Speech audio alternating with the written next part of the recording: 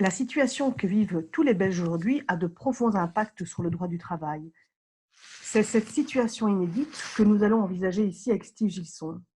Steve, tu es avocat au barreau de Namur, chargé de cours à l'ICHEC à Bruxelles et auteur de nombreuses publications juridiques. Tu assumes d'ailleurs la co-responsabilité de la rubrique droit social au sein du bulletin juridique et social édité par Antémis. Alors, la première question que je voudrais te poser, c'est que se passe-t-il si le travailleur est atteint du Covid-19 et est en incapacité de travail?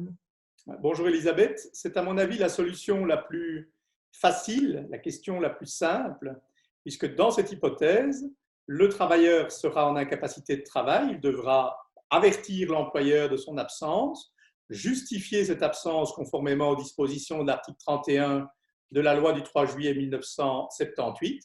Il bénéficiera dans un premier temps du salaire garanti et puis ensuite, si son incapacité se poursuit, il aura droit aux indemnités mutuelles. Donc, c'est une incapacité ordinaire. Alors, qu'en est-il maintenant si le travailleur n'est pas en incapacité de travail, mais qu'il présente des symptômes de la maladie? La situation est déjà plus complexe. On sait que le travailleur, dans cette hypothèse, est invité à consulter son médecin et à ne pas venir travailler. S'il reçoit un certificat médical, dans ce cas, il n'y aura pas de difficulté, on va se retrouver face à la première solution dont nous venons de parler. Par contre, s'il n'a pas de certificat médical, que fait-on concrètement? Aujourd'hui, normalement, il faut rappeler qu'indépendamment des dispositions qui ont été prises par le gouvernement, un article de la loi, l'article 17, quatrièmement de la loi du 3 juillet 1978, impose aux travailleurs de veiller à sa propre sécurité, à celle de son employeur et à celle de ses collègues.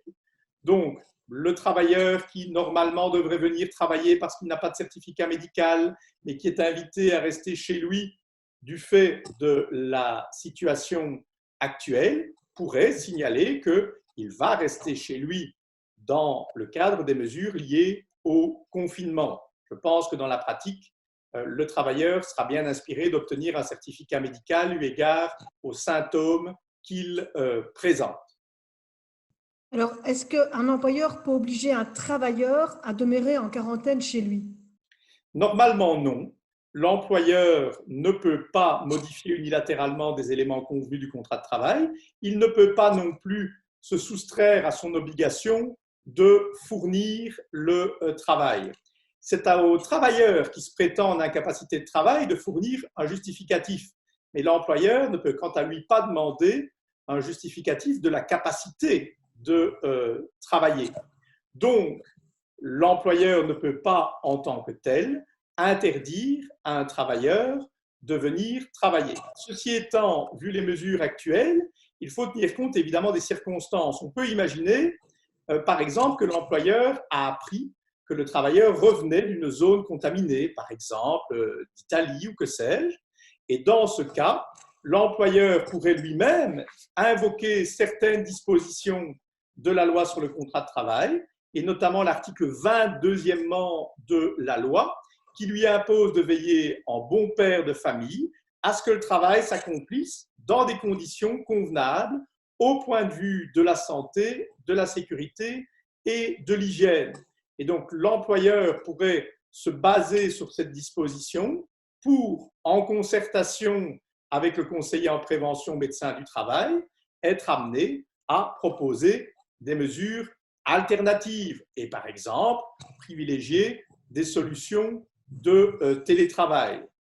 Dans le cadre des mesures actuelles et de la situation sanitaire inédite, on ne rappellera jamais assez la nécessité de faire preuve de bon sens et de trouver des solutions en concertation entre travailleurs et employeurs. Nous reviendrons tout à l'heure sur l'impact des mesures actuelles. Est-ce qu'un employeur peut licencier un travailleur qui est atteint du coronavirus ou qui est soupçonné de l'être? Je le déconseillerais fortement. Il me semble qu'un tel licenciement devrait être considéré comme discriminatoire s'il est basé sur l'état de santé actuel ou futur du travailleur. Ça n'aurait pas de fondement. d'autant qu'il y a d'autres mesures qui peuvent remplacer, évidemment, une mesure de licenciement. Alors, est-ce que le risque de contagion ou le risque de transmission pourrait-il constituer un cas de force majeure qui va rendre immédiatement impossible la poursuite de la collaboration professionnelle? Non, je pense qu'il pourrait y avoir des hypothèses de force majeure, nous y reviendrons, à savoir des événements qui sont imprévisibles et irrésistibles et qui vont éventuellement entraîner la suspension du contrat. Mais ces événements ne sont pas définitifs. Donc, nous ne serons pas dans le cas d'une force majeure qui entraîne la rupture du contrat de travail. Tout au mieux, pourrait-on imaginer une suspension du contrat de travail. Que se passe-t-il si un travailleur refuse d'aller travailler parce qu'il craint d'être contaminé par le coronavirus? Si les mesures de confinement ont été respectées, normalement, le travailleur ne peut pas refuser unilatéralement de venir effectuer ses prestations de travail.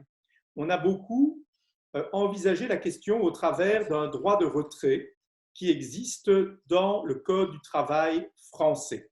Et on a souvent répondu qu'un tel droit de retrait n'existe pas dans notre système juridique. Certes, il n'existe pas dans la loi du 3 juillet 1978, il n'en demeure pas moins que dans notre Code du bien-être, nous avons une disposition, l'article 1 en chiffre romain .2-26, qui prévoit qu'un travailleur qui est en présence d'un danger grave et immédiat doit s'éloigner de son poste de travail en informant immédiatement son responsable sans pouvoir en subir de quelconques conséquences dommageables. Il s'agit là d'un article qui transpose en fait des obligations qui nous proviennent d'une directive européenne 89/391 visant à promouvoir l'amélioration de la sécurité et de la santé des travailleurs au travail.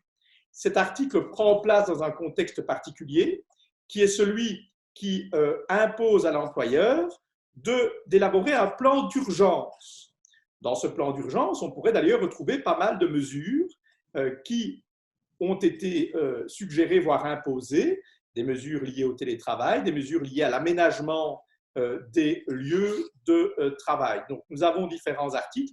Ça commence à l'article 1.2-23 jusqu'à 1.2-25.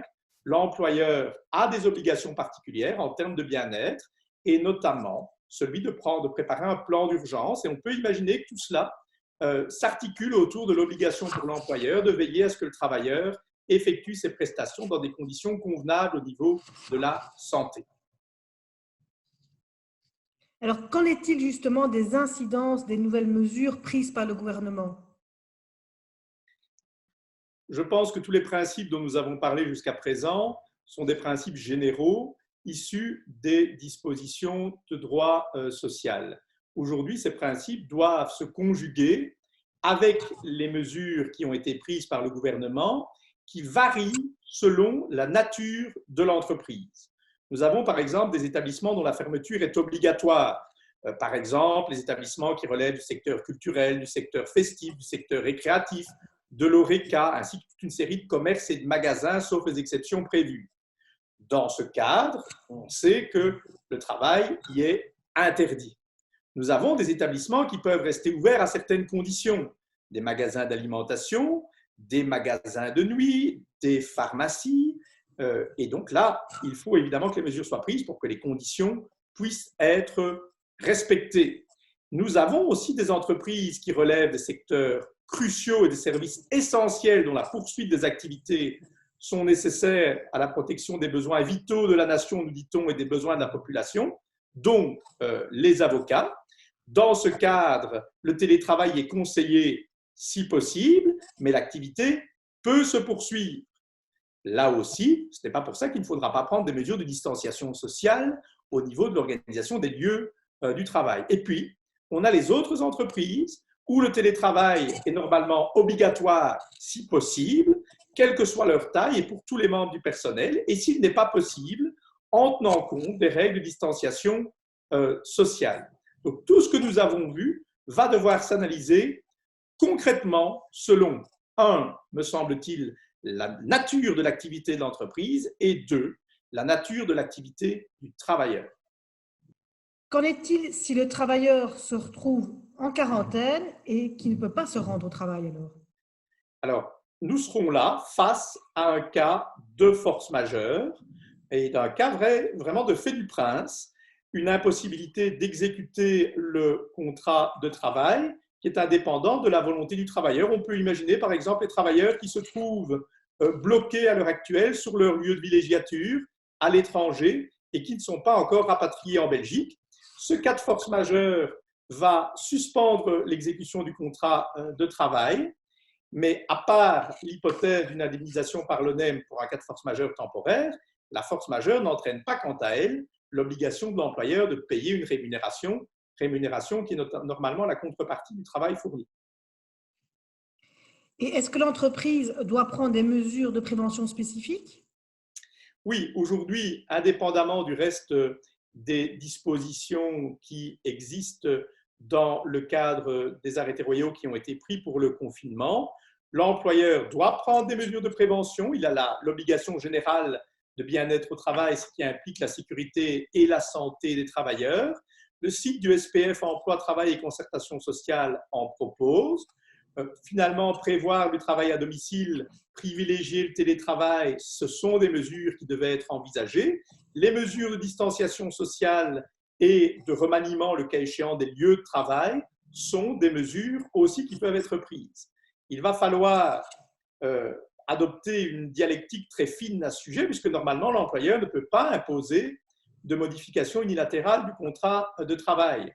Et donc, on ne peut pas imposer des modifications des conditions de travail. Il va donc falloir, de nouveau en concertation avec le travailleur, tenant compte de la situation de l'entreprise et des fonctions, essayer de trouver des modus vivendi pour privilégier ces règles qui, aujourd'hui, je le rappelle, dépassent dans un certain nombre de cas les simples recommandations. Ce sont des règles qui s'imposent du fait des dispositions relatives au confinement. Et est-ce que l'absence au travail d'un parent pour s'occuper de ses enfants est-elle un cas de force majeure? En théorie, non. Tant que, notamment, les crèches ou les garderies d'école restent ouvertes pour certaines catégories de travailleurs, ce n'est normalement pas un cas de force majeure. Du reste, normalement, l'organisation privée du travailleur ne regarde pas l'entreprise, ne regarde pas l'employeur. Ceci étant, nous sommes dans une situation qui est assez exceptionnelle. Tous les travaux ne se prêtent pas au télétravail. Le télétravail n'est pas nécessairement aisé avec des enfants à côté de soi. Et donc, on peut, dans ce cadre, imaginer toute une série de difficultés. La France a déjà prévu certaines mesures. En Belgique, ce n'est pas encore le cas. On pourrait imaginer de prendre des congés pour raisons impérieuses, ou on pourrait imaginer même des congés sans solde, le cas échéant, si on estime que les autres solutions ne sont pas envisageables. Et enfin, que se passe-t-il si l'employeur est frappé par le coronavirus? Alors, dans cette hypothèse, on peut se trouver confronté à un cas de force majeure également. Il va falloir analyser la nature de l'employeur. L'employeur est-il une personne physique ou une personne morale? Si c'est une personne morale, est-ce une personne morale de grande taille ou de petite taille? Quel est l'impact éventuel de l'absence de l'organe de la société qui est en incapacité de travail? Si nous sommes face à une PME dont le moteur essentiel est le chef d'entreprise et qu'il est lui-même frappé par le coronavirus, ça pourrait constituer un cas de force majeure suspendant l'exécution du contrat de travail. Merci beaucoup, Steve. On a déjà eu pas mal de réponses et je suppose qu'on pourra poursuivre les questions et les réponses soit dans un prochain webinaire ou dans le bulletin juridique et social.